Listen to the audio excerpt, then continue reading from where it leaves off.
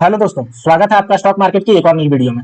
दोस्तों, आज की इस वीडियो में हम बात करेंगे एक ऐसे पेनी स्टॉक्स की जिसका प्राइस अभी ₹1 से कम चल रहा है और आपके ये इंफ्रास्ट्रक्चर सेक्टर से जुड़ी हुई कंपनी है। और हम देख रहे हैं कि लगातार आपकी सरकार जो है वो इंफ्रास्ट्रक्चर सेक्टर को पूरी तरीके से बढ़ावा दे रही है।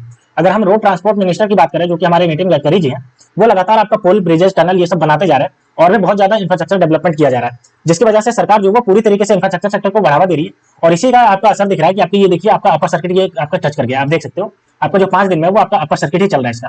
और बात करते हैं तो 8.79% से आपका ये तेजी देखने को मिला 5 दिन की बात करें, जिसका अभी प्राइस आपका 0.99 रुपीज पे चल रहा है। तो इसी कंपनी के बारे में हम पूरा एनालिसिस करेंगे, पूरा देखेंगे कि ये क्यों मैं बता रहा हूँ कि आने वाले समय में ये कंपनी आपको बहुत ही अच्छा खासा रिटर्न दे सकती है। तो चलिए इस वीडियो को शुरू करते हैं। लेकिन दोस्तों, अगर आपने मेरे चैनल को अभी तक सब्सक्राइब नहीं किया तो आप मेरे चैनल को सब्सक्राइब कर लीजिए, ताकि ऐसी ही वीडियो आप तक आसानी से पहुंच सके और आप स्टॉक मार्केट से अपडेटेड रह सके। तो चलिए दोस्तों, देख लेते हैं कि इस कंपनी को लेकर के कौन सी कंपनी है और उसके बारे में देखते हैं और फिर इसके पूरा फंडामेंटल की बात करेंगे। तो चलिए सबसे पहले हम देख लेते हैं कि कंपनी जो है वो कौन से बिजनेस में है और कंपनी का नाम क्या है। तो ये हम कंपनी के साइट पे आ गए। तो आप देख सकते हो कि कंपनी का जो नाम है वो है ब्रॉन्ज इंफ्राटेक लिमिटेड। आप देख सकते हो। अब इसके सर्विस की बात करते हैं तो ये देखिए, इसने सर्विस में अपना बता रखा है। आपका देख सकते हो यहाँ पे अर्बन डेवलपमेंट करने का काम करती है, रेसिडेंशियल कंस्ट्रक्शन करने का काम करती है, टाउनशिप डेवलपमेंट करने का काम करती है। आगे बात करें तो इंटीरियर मैनेजमेंट करने का भी काम करती है, हाउस स्ट्रक्चर बनाने का काम करती है, कमर्शियल बिल्डिंग भी डेवलप करने का काम करती है, बिल्डिंग कंस्ट्रक्शन करने का काम करती है, डिजाइन प्लान बनाने का काम करती है और स्ट्रक्चरल डेवलपमेंट करने का काम करती है। तो आप देख सकते हो कि ये कंपनी जो है पूरी तरीके से आपके इंफ्रास्ट्रक्चर सेक्टर में जुड़ी हुई है, चाहे अर्बन डेवलपमेंट की बात हो, रेसिडेंशियल की बात हो, कमर्शियल बिल्डिंग की बात हो, या फिर आपका स्ट्रक्चरल डेवलपमेंट या फिर बिल्डिंग कंस्ट्रक्शन की बात हो। तो ये जो कंपनी है वो पूरी तरीके से आपका इंफ्रास्ट्रक्चर सेक्टर में घुसी हुई है, जो कि आपका इसका सर्विस है। अब चलिए हम देख लेते हैं इसके पूरा फंडामेंटल को और फाइनेंशियल कंडीशन को देख के समझते हैं कि ये कंपनी क्यों ऐसा लग रहा है कि आने वाले समय में आपको पोटेंशियली बहुत अच्छा खासा रिटर्न दे सकती है। तो चलिए इसके पोटेंशियल को देखते हैं, इसके फंडामेंटल को देखते हैं। तो ये हम कंपनी के साइड पे आ गए इसके पूरा फंडामेंटल को देखने के लिए। तो चलिए हम देख लेते हैं। तो अभी जो इसका प्राइस चल रहा है ब्रॉन्ज इंफ्राटेक लिमिटेड का, वो आपका 0.99 रुपीज चल रहा है। और आप देख सकते हो कि आपका 26 तारीख को जब ये हुआ था उसमें 4.21% से तेजी भी देखने को मिली थी। मार्केट कैप की बात करते हैं तो 1.71 करोड़ का मार्केट कैप है। आरओसी की बात करते हैं तो 14.8% से आपका ये बढ़ता जा रहा है। वहीं आरओई की बात करते हैं तो 17.4% का इसका आरओई है। बुक वैल्यू की बात करें तो 3.37 रुपीज का इसका बुक वैल्यू। तो आप देख सकते हो इसका जो बुक वैल्यू इसका प्राइस से भी कम चल रहा है। तो मतलब कि ये कंपनी का जो एसेट्स है इसके प्राइस से भी आपका ज्यादा है। तो ये आपका तो बहुत ही अच्छा, आपको ये अंडर वैल्यूड मिल रहा है। अगर ईपीएस की बात करते हैं तो 0.54 इसका ईपीएस है रुपीज का। हाई और लो की बात करिए, देखिए ₹1.18 हाई गया और 0.86 इसका लो गया। फेस वैल्यू की बात करें तो ₹10 का फेस वैल्यू है। तो अब चलिए हम इसके देख लेते हैं एक साल के चार्ट पैटर्न को। तो एक साल का चार्ट पैटर्न आप देख सकते हैं यहाँ पे। जैसे जैसे ये कंपनी कोई प्रोजेक्ट कंप्लीट करती है इसमें बहुत ज्यादा जंप देखने को मिलता है और उसके बाद इसका में गिरावट देखने को मिल रही है। तो आप देख सकते हो कि इसका गिरावट जो टच किया था वो 11 मार्च को 0.95 किया था। उसके बाद आपको देखिए ये 99 पहुंच गया, आपको बढ़ोतरी की तरफ दिखा है। तो आखिर ये बढ़ोतरी क्यों हुई है और आपका जो इसका जो है वो आपका आरओसी जो कि आपका 0.48% से और आरओई जो कि आपका 17.4% है, ये क्यों नजर आ रहा है कि आने वाले समय में ये आपको और अच्छा खासा रिटर्न दे सकती है। तो चलिए इसके क्वार्टरली रिजल्ट से देखते हैं।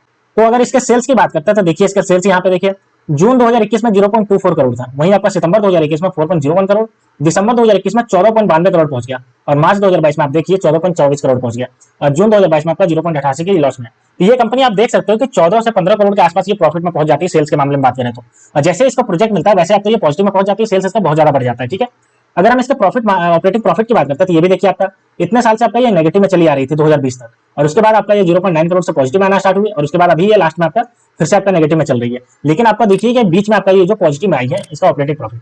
अगर हम नेट प्रॉफिट की बात करें तो नेट प्रॉफिट देखिए इसका नेगेटिव में चलता आ रहा था नेट प्रॉफिट आपका 2020 तक। उसके बाद यहाँ पे 0.08 करोड़ पॉजिटिव में आया, उसके बाद अभी जो आएगा आपका नेगेटिव में चल रहा है। लेकिन चूंकि इसका सेल्स जो है वो आपका बढ़ता जा रहा है तो इसका नेट प्रॉफिट पे आपका बढ़ता जाएगा। ठीक है। और इसका जो ऑपरेटिंग प्रॉफिट मार्जिन की बात करते हैं तो आप देख सकते हो यहाँ पे 4%, 4%, 2%, 2% के आसपास इसका चल रहा है। अब चलिए ईयर ऑन बेसिस को हम देख लेते हैं इसका कि ईयर ऑन बेसिस पे कैसा है। तो ये हमारे पास आगे प्रॉफिट एंड लॉस। सेल्स की बात करते हैं तो देखिए इसका सेल्स देखिए मार्च 2023 में 42.84 करोड़ का तगड़ा सेल हुआ इसमें। और वहीं अगर हम 2012 की बात करते हैं 3.47 का इसका सेल्स हुआ। तो आप देख सकते हो कि सेल्स कितना ज्यादा आपका ये बढ़ता जा रहा है। अगर हम बात करते हैं ऑपरेटिंग प्रॉफिट की तो आप देखिए ऑपरेटिंग प्रॉफिट भी इसका बढ़ा है। जहां ये आपका ये सब देखिए आपका नेगेटिव चल रहा था वहां अभी आपका 1.72 करोड़ का पॉजिटिव में आया। और अगर हम बात करते हैं ऑपरेटिंग प्रॉफिट मार्जिन तो ये भी देखिए इसका बढ़ा है। पहले तो इसका नेगेटिव में चल रहा था, आप देख सकते हो यहाँ पे नेगेटिव में चल रहा है और उसके बाद 0.96% से बढ़ा और अभी देखिए 4.01% का आपका इसका ऑपरेटिंग प्रॉफिट मार्जिन चल रहा है। नेट प्रॉफिट की अगर हम बात करते हैं तो नेट प्रॉफिट भी देखिए आपको बढ़ता हुआ ही दिख रहा है।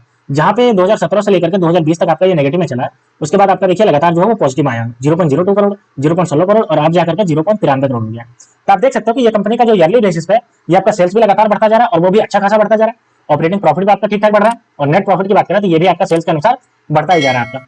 अब चलिए हम कंपनी के सीएजीआर ग्रोथ को देख लेते हैं। तो अगर हम बात करते हैं इसका प्रॉफिट ग्रोथ तो आप देख सकते हो 3 साल में जहां ये 75% से बढ़ रहा था वहीं एक साल के अंदर आपका 481% यानी कि 481% से बढ़ रहा है। सेल्स ग्रोथ की बात करते हैं इसका तो आपका देखिए 3 साल में इसका जीरो है क्योंकि इसका डेटा नहीं दिया, लेकिन आपका लास्ट ईयर से आपका देखिए 28% से बढ़ रहा है। इसका जो सेल्स ग्रोथ और आपका प्रॉफिट ग्रोथ जो है वो लगातार आपका जो है वो बहुत हाईली बढ़ता जा रहा है, जो कि बहुत ज्यादा पॉजिटिव साइन है। अब चलिए हम इसके देख लेते हैं शेयर होल्डिंग पैटर्न को कि किसके किसके पास कितना कितना शेयर है। तो देखिए इसमें प्रमोटर के पास जो शेयर है वो आपका 1.93% का स्टेक है। वहीं अगर हम डीआईआई की बात करते हैं तो इनके पास 0.01% का स्टेक है, और बाकी जो स्टेक है वो आपका पब्लिक के पास है 98.05%। तो इसमें प्रमोटर के पास सिर्फ 2% का स्टेक है और डीआईआई के पास 0.01% का स्टेक है। तो ये आपका बहुत ज्यादा कंसर्न जनरेट कर रहा है।